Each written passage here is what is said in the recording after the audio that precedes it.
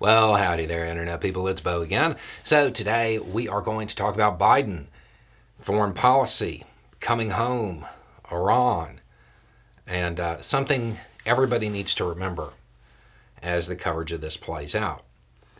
If you missed it, 5 Americans are on their way home, or by the time y'all watch this, they may already be home. They were being held in Iran. And Biden's foreign policy team, they worked out a deal and they got them home. 5 Americans for 5 Iranians. That was the deal.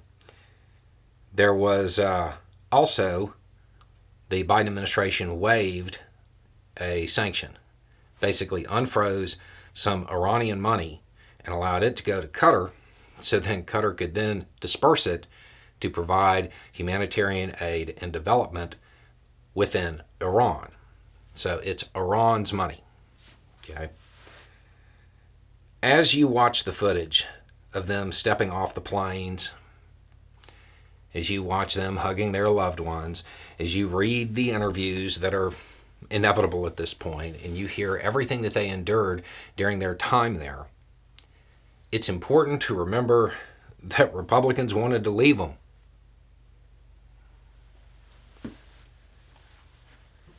The Republican Party intentionally went out and misframed what was happening, misled the American people in hopes of creating political backlash for this deal. If that backlash had been created, what would have happened? They would have been left behind. They would have left 5 Americans in Iran. It's important to remember that. It's important to remember that a whole bunch of people who do not understand foreign policy were giving their expert opinions. And that if people had believed them, and that had been taken to heart, all the footage you're seeing, everything that you're going to hear, they'd still be over there. Why? Why they want to do it? The Republicans really don't want to leave people in Iran, right? No, they don't care. They have an election. It's that simple. They needed to create a political talking point. And if 5 Americans get left behind for it, oh well. That part of this, the Republican Party intentionally misframing what was happening and trying to sell it to the American people, that can't be forgotten.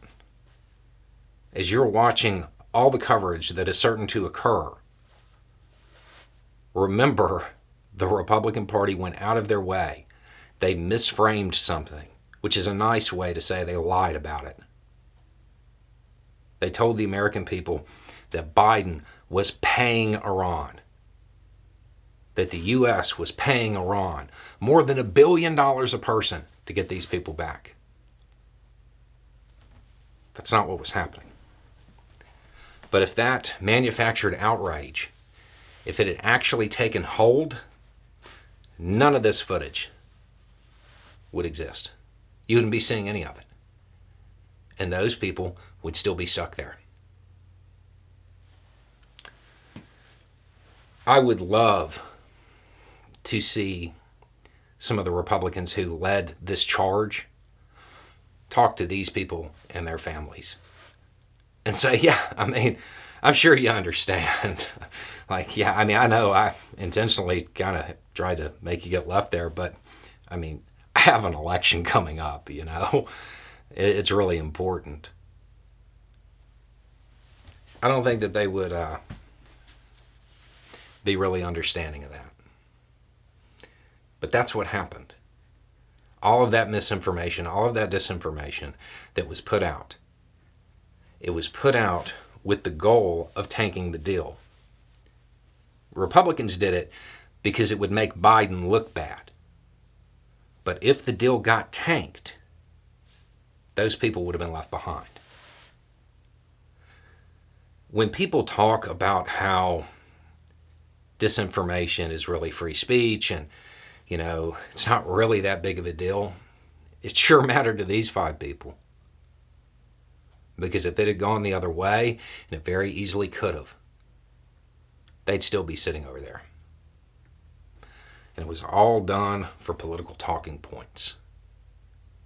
All this rhetoric that gets put out, it has real world impacts. It doesn't exist in a vacuum.